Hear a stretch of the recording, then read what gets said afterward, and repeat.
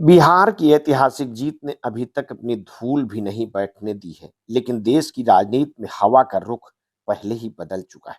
दिल्ली में बीजेपी मुख्यालय पर जश्न के बीच प्रधानमंत्री नरेंद्र मोदी ने जैसे ही ये ऐलान किया है कि गंगा बिहार से होकर बंगाल जाती है और अब बीजेपी की विजय यात्रा भी उसी रास्ते से गुजरेगी, उसी पल ये साफ हो गया कि चुनावी रणभूमि अब पश्चिम बंगाल है। और इस एक बयान ने कोलकाता से दिल्ली तक राजनीतिक पारे को तेजी से चढ़ा दिया। बिहार की जीत का उत्साह जैसे ही बंगाल की राजनीति पर बहा, तुरंत ही टीएमसी की तरफ से प्रतिरोध की गूंज सुनाई दी।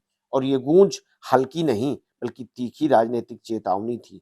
बिहार की सफलता से चार्ज हुई बीजेपी नेतृत्व ने जिस आत्मविश्वास के साथ मिशन बंगाल की घोषणा की है, उसे सुनकर यह स्पष्ट हो गया है कि पार्टी अपने चुनावी अभियान को अब आक्रामक मोड में ले जाएगी। दिल्ली के जश्न में मौजूद नेताओं मोदी, अमित शाह, नड्डा और राजनाथ सिंह ने कार्यकर्ताओं को न सिर्फ बधाई दी बल्कि ये संदेश भी दिया है कि अगला बड़ा लक्ष्य बंगाल है।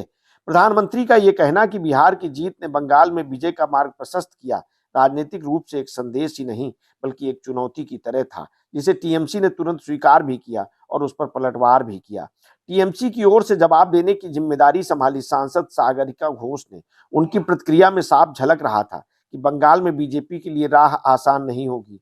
घोष ने प्रधानमंत्री के बयान को सीधे चुनौती देते हुए कहा है कि बंगाल ना तो बीजेपी की राजनीति को स्वीकार करेगा और ना ही फूट डालो राज करो वाली रणनीतियों को। उनका कहना था कि बंगाल किसी भी तरह की बाहुबल, धनबल व विभाजनकारी राजनीति को नहीं मानेगा।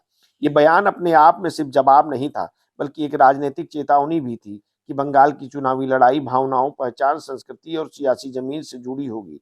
टीएमसी का ये पलटवार इसलिए भी महत्वपूर्ण है क्योंकि बंगाल में ममता बनर्जी को एक जमीनी नेता के तौर पर देखा जाता है। घोष ने प्रधानमंत्री की शासन शैली पर भी अप्रत्यक्ष टिप्पणी करते हुए कहा है कि ममता बनर्जी ने 24 घंटे जमीन पर रहने वाली नेता है, जबकि बीजेपी के नेता केवल चुनावी मौसम में एयरपोर्ट से रैली और रैली से एयरपोर्ट की राजनीति करते हैं। यह तुलना बंगाल की सियासी संवेदनाओं को सीधे छूने का एक प्रयास था, जो आगामी चुनाव अभियान की टोन को भी निर्धारित करती है। इसके समांतर बीजेपी ने अपने संदेश में जिस जंगल राज का जिक्र किया है, वो बंगाल की लॉ एंड ऑर्डर पर सवाल उठाने की रणनीति का हिस्सा है। बिहार में जीत के बाद मोदी द्वारा ये कहना कि बंगाल को जंगल राज से मुक्त कराना है, ये स्पष्ट करता है कि बीजेपी आने वाले दिनों में कानून व्यवस्था और हिंसा शासन जैसे मुद्दों को मुख्य आधार बनाएगी। इसका जवाब टीएमसी ने अपने अंदाज में दिया है, ये कहते हुए कि बंगाल की जनता अपने नेता को जानती है और बाहरी राजनीतिक मॉडल को नहीं अपनाएगी।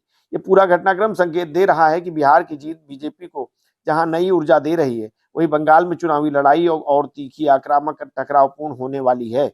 दोनों दलों के बीच ये वाकयुद्ध दर्शाता है कि आने वाले महीनों में बंगाल की राजनीति से मुद्दों तक सीमित नहीं रहेगी, बल्कि भावनाओं, पहचान, सत्ता और रणनीतियों की गहरी लड़ाई बनेगी।